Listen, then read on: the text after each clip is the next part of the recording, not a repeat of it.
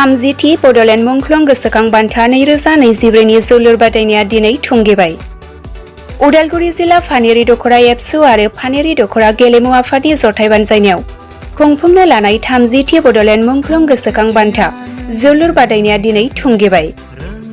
जोबथा जोलुर बादायनायखौ बेखेवनानै होयो लहित चन्द्र बर' सुबुं फोनांजाब नेहाथारि एबसु। हाबाफारियावनो बाहागो लाबावो बिटिसिनि बारग' इएम बनजार दैमारि, सन्जय दैमारि, डिएसअ उदालगुरि, बुद्धिराम बर' टिएलसिसि चेयारमेन कालिंदुवार, एन्थनी बसुमतारी गाहाय नेहाथारि भेरगाव इउपिपिएल आरो फानेरि दख'रा एबसुनि आफादगिरि नेहाथारि आरो दख'रानि मावथि लोगोसे ओनसोलनि मेलेमजिबि आरो गोबां रायजो राजाफ्रा बाहागो लानायजों जोबथा जोलुर बादायनाया मेहेरगोनां जायो। फानेरि दख'रा एबसुनि मावखुलि साखाथि गान्दाखुंगुर कुसुम्बिलि गेलेग्रा फोथाराव खुंजानाय जोबथा जोलुर बादायनायाव मासा मुकुलवा नलबारि गेलेमु हानजा भार्सेस सानराइज नावभान्दा गेलेमु हानजाजों जायो। बोसोरफ्रोमबो खुंबोनाय बायदिनो देग्लायबो 30थि बड'लेण्ड मुंख्लं गोसोखां बान्था जोलुर बादायनायखौ मेहेरगोनाङै खुंफुङो। जोबथा बादायनायनि हाबाफारि बादियै ट्रफि एबा बान्था राननाय, गोजोन खौसेथि सान्थिनि थाखाय फारौ आरो बिलुन बिरहोनाय बायदि आरो जोलुर जोनानै बेखेवनायजों जागायनानै जोबजासिम मेहेरगोनाङै जोबलाङो। फानेरि दख'रा एबसुनि आरो रिजनेल स्पर्ट्स एसोसिएशननि बानजायजानाय बे मुंख्लं ट्रफिया दिनै नोंथाङा बेखेवगिरि हिसाबै बाहागो लादों बे समाव दिनै पानेरि दख'रा दुलाराय बर' फरायसा आफाद लोगोसे पानेरि दख'रा गेलेमु आफादजों जथायै खुंजानाय 30थि बड'लेण्ड फुटबल टुर्नामेन्ट दिनै फाइनाल फुटबल बादायलायनाय दा बेवहाय दिनैनि बे फाइनाल फुटबल बादायलायनायखौ बेखेवनो थाखाय हांख्रायनाय बायदियै आं बेवहाय सफैदों आरो दिनैनि फाइनाल फुटबल बादायलायनायखौ बेखेवनानै होनाय जादों। दा बेखौनो आं साबायखर बावदों, जिहेतु थांनाय गोलाव समाव बर' हारिनि थामोनथा रैखाथिनि थाखाय हारिखौ फोथांना लाखिनांगौनि थाखाय जायफोर बिर जोहोलावजो बिथांमोना जुजिनानै गावनि बेसेनगोनां जिउखौ हारिनि थाखाय बावसोमलांबाय आरो बिथांमोननि बिहोमाखौ, बिथांमोननि सानस्रिखौ, दा बिथांमोननि हारिनि थाखाय जे बिथांमोना गावनि बेसेनगोनां जिउखौ बावसोमलांबाय, बिथांमोननि अबदानखौ एबा बिहोमाखौ अरायसम गोथां महरै फोथांना लाखिनो थाखाय पानेरि दख'रा एबसु आरो गेलेमु आफादा बे फुटबल बादायलायनायनि गेजेरजों बिथांमोनखौ जेब्लाबो मान सनमान दिनै 30 बोसोर बिथांमोनखौ सिबिबोदों आरो बे पानेरि ओनसोलनि साफ्रोमबो बर' हारिखौ मोजां मोनग्रा साफ्रोमबो रायजो राजा, मेलेमजिबि आरो गुबुन गुबुन माहारियारि आफादनि दैदेनगिरि आरो गुबुन गुबुन दल संगठननि दैदेनगिरि बा जायखिजाया राजखान्थियाव थानाय दैदेनगिरि बिथांमोना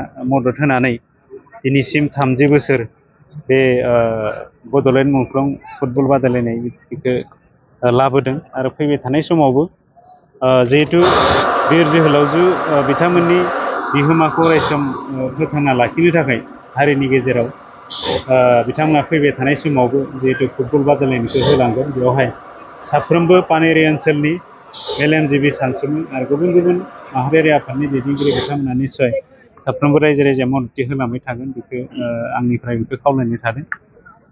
मानोना जों बयबो मिथिगौ फुटबलनि गेजेरजों जोङो माखासे हारिखौ सिनायथि होनायजों लोगोसे जोंनि इयुन जोलैखौबो जोङो बे फुटबलनि गेजेरजों गावखौ गावनि आथिङाव गसंथानो थाखाय जिहेतु बयबो ओनसोलाव फुटबल बादायलायनायखौ दिनैसिम होबोबाय थादों दुलाराय बर' फरायसा आफादनि बानजायनायाव आरो गेलेमु आफादनि। दा दुलाराय बर' फरायसा आफादाबो बे बिथिङाव जोंनि इयुन जोलैफोरखौ आरोबाव थुलुंगा होनो थाखाय बा जोंनि फंबाय बिनानावमोननिफ्राय आरोबाव नेसनेल बा इन्टारनेसनेल प्लेयार दिहुनबावनांगौनि पानेरि दख'रा दुलाराय बर' फरायसा आफाद आरो पानेरि दख'रा गेलेमु गौथुम जोङो बोसोरफ्रोमबो जोंनि ओनसोलनि बड'लेण्ड सोमावसारनाया मुंख्लं जानाय सा 11 मुंख्लं बिथांमोनखौ गोसोखांनानै आरो बिथांमोननि सानस्रि आरो सान्थौखौ जोंनि हारिनि गेजेराव जोङो गोजोरथि लाखिनो थाखाय जोङो बोसोरफ्रोमबो मुंख्लं बिथांमोननि मुङाव जोङो जोलुर गेलेनाय बादायनाय जों बेखौ होबोबाय थादों। देग्लाय जोङो थांनाय 15 सेप्तेम्बरनिफ्राय जागायनानै मोनदाइन टीमनि गेजेराव बे खेलाखौ जों होनाय जादों आरो बियो दिनै 25 सेप्तेम्बराव बियो फाइनाल जाफैबाय। बे फाइनालावहाय मासा नलबारि आरो सानराइज SC बिथांमोननि गेजेराव जादों आरो सानराइजआ गल होनानै देरहासार जानो हादों। बेखिनियानो रायजो राजानिफोरनिफ्राय जोङो जोबोद अनसायनाय मोनदों आरो रायजो राजानि अनसायनायजोंनो जोङो दिनै बड'लेण्ड मंख्लं बिथांमोननि मुङाव जोङो 30 बोसोर नैबे जोलुर गेलेनायखौ जोङो होबोबाय थानो हादों आरो उननि समावबो रायजो राजा बिथांमोननिफ्राय जोङो अनसायनायखौ मोनबाय थागोन बेखौ जों आसा फारिदों। बानजाय आफादनिफ्राय सरकारनि फारसेनिफ्राय बानजाय आफादनो बेबायदि गोबां राङारि अनसुंथाइ होनाय जों नुबोबाय थादों। नोंथांमोननि बेलायाव सरकारनिफ्राय पानेरि दख'रा एबसु आरो पानेरि दख'रा गेलेमु आफाद जथायै खुंनाय बड'लेण्ड मंख्लं बिथांमोननि मुङाव जोलुर गेलेनाय बादायनाय बे बादायनायाव जोङो नांगौ बायदि जोङो सहाय जों बिदि मोना। जोङो नोंथांमोननि ससियेल मिडियानि गेजेरजों जोङो सानथामसोनि आगोलाव मोनसे निउस मोनदों जोंहा 5 लाख जोङो एकालिन मोनसे आनसलिकनो बा खुंथाइ आफादनो होगोन होननानै जोङो निउस ससियेल मिडियानि गेजेरजों जों नुनो मोनदों।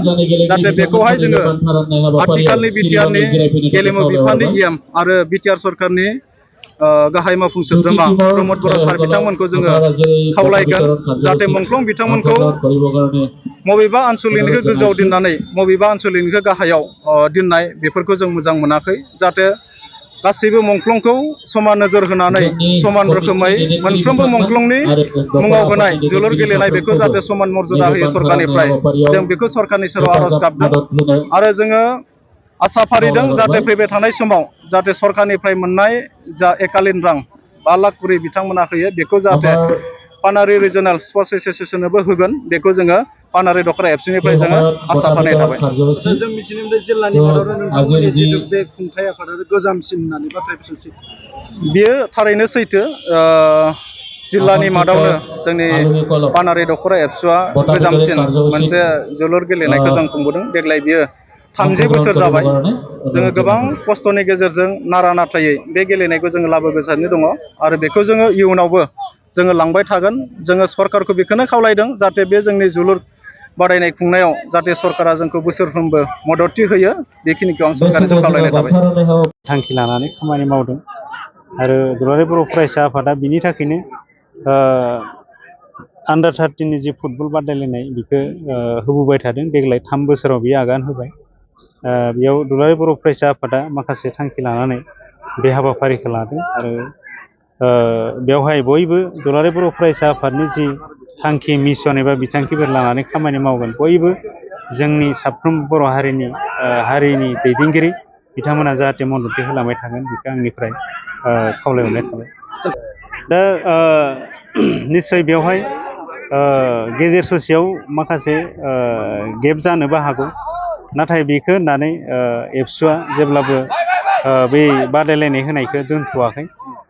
नंगौ जोङो मोनथिगौ गोबां जोङो हास्थायदोंबाबो हयथ' गोबांखौ जों मोनाखैबो जानो हागौ खिन्थु बिनि गेजेरावनो दिनै गेलेगिरि बर'निफ्रायबो बा फुटबलावनो जा बक्सिङाव जा आर्सारियाव जा बा जायखिजाया जि गेलेनायनि जि इभेन्ट्सफोर बेवहाय साफा नङा साफा जोङो मोनबोबाय थादों नेसनेल प्लेयार इन्टारनेसनेल प्लेयार। दिनै फुटबलनि बाथ्रा बुङोबा जों ISL दिनै गेलेगिरि नेसनेल बिथाङा प्लेयारबोमोन हलिचरन नार्जारि। दा बिनि उनावबो दिनै जोङो नुदों उन्दै जिहेथु गेलेगिरि बिथांमोना दिनै फैगासिनो दङ। दा बेबायदिनो गोबांखौ जोङो हास्थायनानै मोनाखैब्लाबो दिनै एफा एनै जोंनि गेजेराव गेलेगिरिया दिनै फैगासिनो दङ होननानै जों बेखौ मिथिनो हायो।